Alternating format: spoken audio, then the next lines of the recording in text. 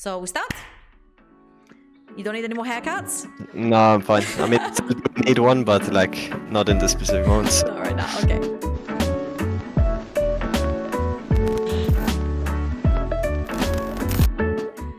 Welcome everyone, SK Traveling, and I'm here with Tynx, our LEC jungler from SK Gaming. Thank you so much for joining me. No problem. So I heard you've been chilling the entire day, so Pretty you're much. gonna be able to answer every single one of our questions. Mm-hmm. I hope. Okay. I'm gonna start really easy. I'm gonna take you all the way back to baby Tynx, and I'm gonna ask you how old you were when you first touched League of Legends. I think that was in season 2. And we are in season 11 right now, so that must have been 9 years ago. I'm 12 years old, I guess. So that's a long time ago. It was like in 6th grade, I think. I think my friends introduced me to the game, so yeah. But I didn't really play that much. Like, that's just the first time I really like played the game actually for the first time, but I didn't really get into it before season 6. So I guess that's why I'm a bit late, you know, to everything. Okay, first of all, you're not late, you're doing great. And Sure. second, what was the first champion that you got hooked? Like back then when you didn't know anything about League, what was the first champion that got you hooked? I think the first champion I remember playing was Teemo, and I think I was like a Ryze player as well. I think I played Ari quite a lot. Fizz was one of the champions I played a lot in like season 6 and 5 maybe. I definitely were not playing jungle in the beginning. I kind of just played like whatever I thought was a good champion. So, baby Tynx aside, how did you start in esports? How did you take the decision? How did you say, this is it, this is what I want to do? I think I was obviously doing school in the beginning, and I wasn't really struggling, but I didn't really have big motivation for it. So I had the opportunity to go either to college or to try, you know, more esport related career, because I got an offer from a Spanish team, and I think it was just a natural decision to go for whatever I thought was like better for me at the time, which was to take a chance and see how far I could go. And we're still going, so I guess it's been going pretty good so far. Yeah. So, how old were you? And It was when I was 16, I think. So you were 16 when you decided you really want to do this, but what was the turning point? Because you could have like multiple teams being interested in you, but what was the turning point where you were like, so at that point you were like, I want to try this, but what made you feel like I'm gonna do this, full stop? I mean, first I had to convince my parents, because it was also, imagine you're playing and you're not making any money. It's kind of hard to convince your parents that it's worthwhile in the first place. So I think the money also played a part in the beginning. It wasn't very much, to be completely honest, but it just gave the kind of realization that there is something to follow rather than just playing. So yeah, it's just as soon as I could convince them that it was actually a career, then I think it just took off that way. I think you are very clairvoyant, because that was literally my next question, which is how supportive was your family on that decision? Did they understand exactly what you were doing? No, not at all. I mean, they were supportive in the way that they let me do pretty much whatever I wanted to, but it wasn't fully embraced in the beginning. My brother definitely played a huge part in trying to convince them, because he was kind of the barrier between my insanity and then the reality, where he could be like, yo, this is actually how it works, and where I was just like, yeah, let's fucking go, you know? So he definitely helped me to convince them, and then eventually they just they just came on board with it as well. And I think now they, like, every time I play a match, they've watched, and sometimes they send like emotes after the game, you know, like the classic dad gives like a thumbs up, or yeah, and then also if you have like a game that swings a bit up and down, I'll get like a thumbs up and then like a sad emote, you know, because we lost the game in the end. But it's usually how it goes, yeah. So you get the emotes during the game, you get the happy face and then the sad face? It's like after the game, there will be like a series of emotes, you know, like good and then neutral and then sad smiley, you know, and then that means that we had a good beginning, but then we kind of threw it in the end. So your family understands the game? They can actually watch the game and understand what's happening? They like to think that they understand it, but in reality, they probably don't really. I mean, they understand it less than like a normal player would, you know? Okay. Like less than a silver player. So I mean, they understand that there's a goal lead. They understand that there's a Baron on the map. They understand that there's a Drake, and they understand that the team that gets the Baron usually wins the game. So they're pretty happy when we end up getting it. But besides that, it's a bit limited what they actually pick up. Hey, listen, that's more than what my parents understand about the game. So you're at a good road. I'm pretty happy with what they're doing so far, at least like what they understand. That's lovely, first of all, to have such a supportive family and even get, the emotes, the ups and downs. You see that they feel your emotions as well, and that must feel really good. Going back to the first part that you said season 5, 6, you're playing Ryze, you're playing Ahri. What made you choose jungle as your main role? As you went along and you were like, okay, I want to do this as a career, I need to choose a role. I didn't really think of it as a career in the beginning, because I think you first have to get really good before you can actually consider it a career, and I was not as good in mid lane, but I think it just came out of World of Frustration, because a lot of people, they think jungle is like OP and they can impact lanes a lot, and for me it was just like... They can. They for sure can, but it just came from the thing that I was getting frustrated at my junglers, because I thought that they could do a lot better, and then I was like, "Fuck it, I'm just gonna do it myself." Wait, Tynx. Did you really think back then better jungler wins? And don't lie to me. No, that's not what I think. I just thought they could do, like, I was getting frustrated with what they were doing, and I wanted them to do it differently, and then I was like, I'm just gonna do it myself rather than getting frustrated. But I also think jungle has its frustrating parts in that sense, with like the laning jungle connection, because obviously every laner is like their own like superhero, and they want to be the center of attention, and if they're not, then the jungler is doing something wrong. So it's kind of like a balance between where you need to go, which, yeah, you have to deal with it. Honestly, it must possibly be the hardest role in the game, because you have to keep track of everything while helping your laners, while babysitting, while camping, while shadowing, while you literally have so many things that you have to balance in your head for you to actually perform in your own role after having to process everything else. And if you're shot calling on top of that, it gets, I'm assuming, much harder. I mean, it's for sure the role with the most options, like the most opportunities, but it can also be a very simple role in a sense that you, like right now, you can do so much, you can gank, you can farm, you can do like pretty much whatever you want, so you have to really make the right decision always, otherwise you'll gradually fall behind, which, yeah. So, you told me about baby Tynx. You told me about you starting out, how you swapped to your role because your junglers frustrated you. So you showed them how to do it, I'm assuming. And I want to ask you right now, how long has it been since you actually felt ready to join the LEC? That's a good question. I don't actually know, because I think it comes a lot from how like fans view it as well, because if like fans or other pro players think you're ready, then you kind of start to feel it yourself as well, which started to happen a bit in like season 7, 8-ish, because it's really hard to compare yourself to pro players from just solo queue. Like, it's really easy to be better mechanically than someone in solo queue games, for example, but it's really difficult to also outshine them when it comes to like macro and comes to a bit more intelligent gaming, like in terms of drafting, whatever champions you have ready. So it's really hard to say, but I started feeling more ready in season 7, 8. EU Masters 2020, Tynx.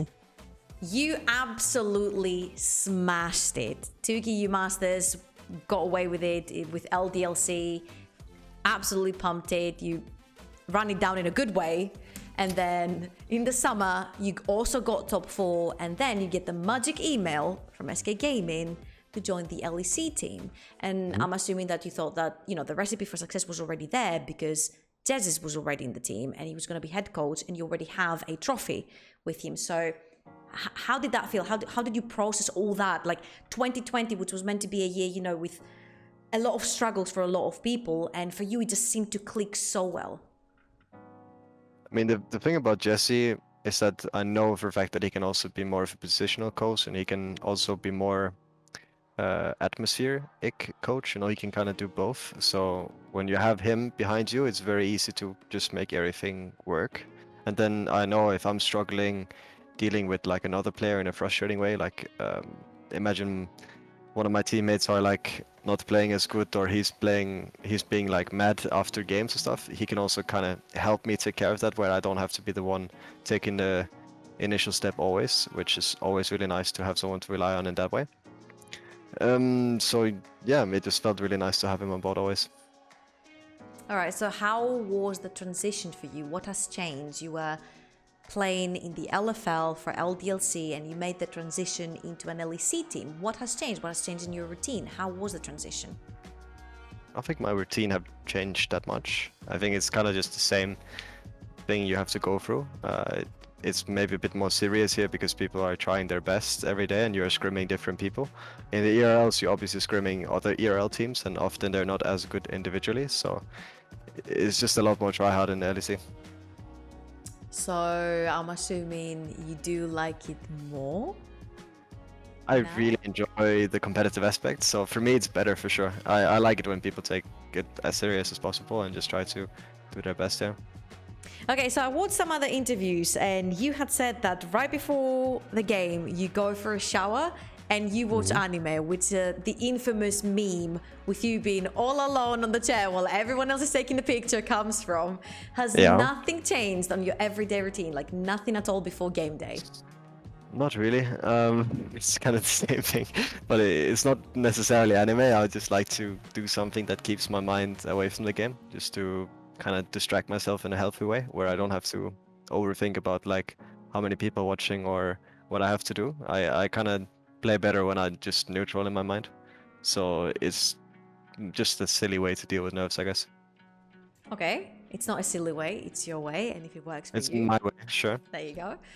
So, okay, you're one of the junglers that I have seen. It seems really easy for you to transition from the carry style of champions into the more supportive style of champions, into the more tanky style of champions. But what has been your favorite to play so far, and why has it been Graves in Italy? I think my favorite style is just whatever I win on, honestly. Yeah, I really don't like losing, so if I play a champion and it doesn't work, it just doesn't feel good in the game either. So it doesn't really matter what style I play, I just like it to win. So I guess the champions I've been winning the most on have been like Skana and Lilia, I think. I'm not even sure anymore, but so those are my favorite champions lately. My favorite champions are the ones that bring me the wins, full stop. But what do you enjoy the most as a jungler? What style? I think I like the more mechanical champions generally. I don't think it's as fun to play Skana as I think it is to play Nidalee, so Nidalee will probably be one of the top ones. The skill expression, outplay potential, and yeah, it's just more fun. You completely forgot your LEC from 2020? I mean, he's kind of dead right now, so it's not really much. We'll put him behind, okay. Yeah, I'm trying, I'm waiting, maybe some buffs, maybe some gameplay changes, I don't know, jungle changes. Please, Rito. I hope I listen. can play him soon. I really hope so. Really But I hope think so there's too. a lot of junglers who wants to play him, so if he does come back in the meta, he might be too contested to actually get good games on. Very true. Now, a little bit more personal to the team. How have you been enjoying your time with SK? I think the team atmosphere has been really good. Definitely part of it being because of Jesse is good, like rock in the team. So yeah, I've enjoyed it.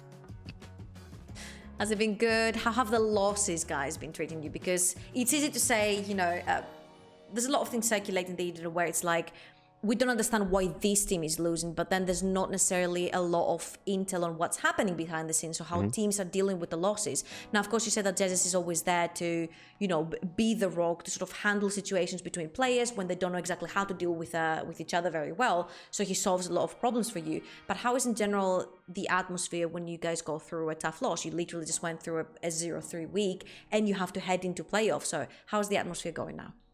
I mean, yeah, we've just been on a 5-game losing streak actually after winning like 4 games in a row. So it's been a bit up and down, but I think the way we kind of deal with losses is just really, it sounds very silly, but after the games we often talk about what we could have done better in a very like blaming way, but in a healthy way, where we're like, okay, I think we are not doing this properly and it might be your fault, like so on. We talk about communication, we talk about individual mistakes and so on, and then we just focus on that in the next week rather than just getting mad at each other gradually and getting frustrated. It's more of a getting it out in the open and then dealing with it sort of environment, which I think have been working. And it's not like it's a good way to have people not have grudges against each other. So you're telling me that like everyone is very understanding of if you have an issue, like I think you should have done this better on X and Y situation, and they have to take it in and they have to process it and they have to understand where you're coming from. So you're talking about like a full-on long conversation where there's like no mad feelings, no sad feelings about it. You just all get Pretty it much, yeah. out and you talk about what you could have done better as a team overall. That's lovely to hear. So going further, you have been nominated for Rookie of the Split. And it's your first split in the LEC. What does nominated mean? Does it mean? Nominated as in people can vote for you to be Rookie of the Split. I mean, I didn't really do anything to be to be able to be nominated. I guess is it just like being a rookie? I will disagree. You are a rookie in the split, which means that it's one of your first splits. You literally just joined the LEC and you were instantly nominated for it, which means your performance has been outstanding so far. So how does that make you feel? How does that make you feel that so many people that, you know, look at you and they've been supporting you through LFL, through other leagues, through the Spanish league that you started from, and they've been following your career so far, and they see you joining the LEC and they're like, he's already nominated for an MVP as a rookie. Like, how does that make you feel?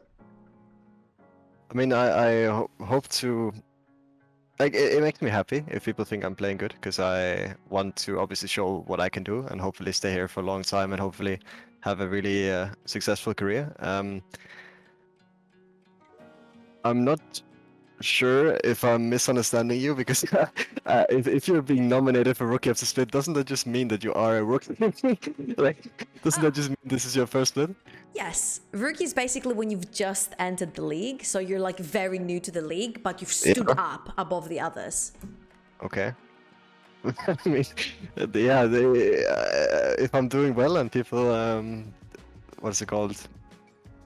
If people see that I'm doing well and they want to reward me, I'm really happy if that's the case. Okay, and moving forward to playoffs. You said you're just coming from a tough 0-5 loss, and talking about rookies as well, this is a rookie roster that SK brought in with just Genax staying from the previous lineup, and now you guys have a really tough match ahead of you. You have to face FNATIC in the bracket of death, basically. One loses, they go home. How do you think this is gonna go? It's hard to say how the match, like the result is gonna be, because I think FNATIC have also been on a losing side of things, like lately at least. Like, I hope it's gonna be a banger of a series where it's gonna go to 5 games and we're gonna have a bloodbath in every single game. And I think, at least for me in best of 5s, it's a lot more, it's a lot easier to show like what you can actually do, because you know that there's always coming in a next game, so you're not too scared of doing like too many mistakes in the first one as you would in a best of 1. So I really think that like the better team will end up winning and people are gonna show what they can do. So I'm just excited. What are your thoughts of your roster? Because as a jungler, you have so many things to juggle and you need to look at your individual lanes. And to me, SK Gaming looks to me like a rogue from last split, where they brought all the rookies in from EU Masters, and it didn't work that well on the first split, but on the second split they absolutely smashed it and they ended up first. Could that potentially be the case for SK? I mean, I think definitely people need a bit more time to be like adjusted to the LEC. As you said, we are a bunch of new players, but I don't necessarily use that as an excuse for like how things are going, because I think it could definitely be going better. Like, if you just consider it from how we were with the 8 and 5 to now, things could definitely have been going better, and I can't really blame that on just us being a bunch of rookies. I think we take a lot of responsibility like as individuals and just try to make the best of it. And I do believe that the next splits are gonna go better just because of the experience under the belt. So if we're gonna make first, I can't really say that's a bit too high to aim for, at least from my point of view, but we can definitely do more. Okay, and who is the biggest voice in the team? I think right now it's probably Cheats. Yeah, he likes to take over after early game. I mean, as a jungler, you kind of have to be the voice in the early game, because otherwise you're really trolling. But so it's probably me and him who talks the most. Like me, definitely in early game, and then him would take over like the macro side of mid late. Okay, and since we're also coming on to playoffs, and basically you've gone through your first regular split of the LEC, how do you feel in general? Because now the grind is real. Now you're in the league you wanted to be in, unless it's the LCS, which don't mention it at all. You're in the league you wanted to be in. How does that make you feel? Does that put any pressure on you? And if it does, how do you usually deal with that? I mean, I think in the beginning I was very appreciative of my spot, like that I had been given the chance to like fighting where I wanted to be fighting for a long time, and it's both stressful and also not as stressful as you probably could imagine, because in the ERLs you kind of need to be the best to like get seen, because if you don't win EU Masters it's very difficult for you. Like if imagine you don't even make it to the EU Masters, even if you're a good individual player, it's very hard to stand out. So being here is relieving, but it's also stressful to have to keep up with very, very good players. Obviously, like all the other junglers in LEC are really good, and we're scrimming against them all the time, so we kind of have to also keep up with their individual skills, so that's definitely stressful, but it's not super, super stressful. It's not like yeah, I don't really feel it that much. I try to just relax and do my best, honestly.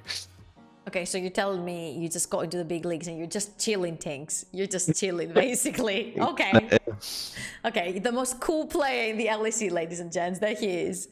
And since you said that, and since you have that mentality, I'm pretty sure a lot of people could use all these chill, relaxed vibes that, you know, very eloquently throwing out at me right now. And I want to ask you, you have started very early, you've gone through the ERLs, you've made it to the LEC, you're nominated for MVP as a rookie. Please give me a list of things someone should do if they want to be the next Tynx. They want to start very small, they want to grind through their ERLs, and they want to make it to the LEC. What do they have to do? I think some of the best things you could do would just be getting as high rank as you possibly could in solo queue. I think muting everyone is probably a really, really good way to go as well, because making enemies is just silly. It will only hold you like your progress in a way. I'm not sure if actually joining a lower team is always the best decision, rather than like grinding out solo queue and waiting for better opportunities, because sometimes if you're around people who are not as good as you, you can also kind of decrease your skill in a way, because imagine you're getting taught habits that are just incorrect. It can be like, it can halter your progress in a way, but you can also obviously not always learn things from solo queue, so it has to be a fine balance between what you want to do, which there's not a like clear cut away of what you have to do. You just kind of have to take it as it comes and see what works for you. That's what I would say. Yeah. All right, so a little bit of patience, and basically you're telling people to wait for the right opportunity rather than jump on top of the first one that comes, right? Honestly, just be good, and then good things will come to you. Just be good at the game, guys. Just be good at the game, and you'll get LEC at some point. It's true. People will notice if you play good, even if it's in solo queue or in a lower tier team. Like, people will notice for sure. And if they're not noticing, it's probably because you're not playing as good as you think. All right, and if you do get good, and you do get in an ERL team, what then? In an ERL team? I mean, winning your Masters would be the next step, I think. That would for sure help. Or at least making it so you can showcase your skill on a broader scale. Or, I mean, even just if you're in the LFL or LVP, you know, maybe German League, you can also show your skill in the leading rounds to the EU Masters. But the EU Masters would be like the final step. Yeah, there has been like a few rookies that have just stepped into the LEC that haven't won the EU Masters, but they did show that they were really good in like the 2020 splits at least, and they did manage to get in. And thank you for your tips of people getting good to get into the LEC. That was very reassuring. I want you to give me the goal. What is the goal for Tynx? What is that big goal for you? What do you want to reach? Worlds, I think. I mean, right now we're looking at playoffs first and just taking it one step at a time. For me, I really want to make it to Worlds and just try to play against not necessarily the Chinese and the Koreans, but just testing my skills across the world, honestly. I've only really had a taste of it when they came to boot camp in Europe. I think that was like 2018 or something when they came here, and it was kind of eye-opening to play against some of the best from other regions. People have like slightly different play styles, and some of them are honestly just really insane. So it would be fun to see how we would match up. Okay, and what would be one team you would really, really, really want to face because you want to face their jungle? I mean, the obvious one is Damwon. Canyon. He is really good. I watch his streams quite a lot. He just has a really, really clear way of playing the game, and I try to learn from him rather than from like other LEC junglers, because I think if I'm looking at LEC junglers, it's hard to go above and beyond, if that makes sense. There is some of the LEC junglers who are also really insane, so there is some things you can obviously learn, but I think if you really want to go above and beyond, you have to look elsewhere right now, for jungle at least. So the master right now is Canyon for you, and you would love to face him in the future? Yeah, for sure. Okay, that sounds really good. Thank you so much for joining me, Tynx. It's been an eye-opening experience to learn specifically how to get into the LEC by getting good, because this is the trick. You've been lovely to interview. Thank you so much for joining me, and I want to wish you the best in the playoffs that are just coming up. And give me really quickly before we go, give me the score. SK Gaming FNATIC. I want a prediction. 3-1 SK. So we're not going to go into 5 games. You heard it here. Thank you so much. Thanks for joining me. Thank you guys for watching. Thanks for having me. And we'll see you on the next interview. Bye-bye.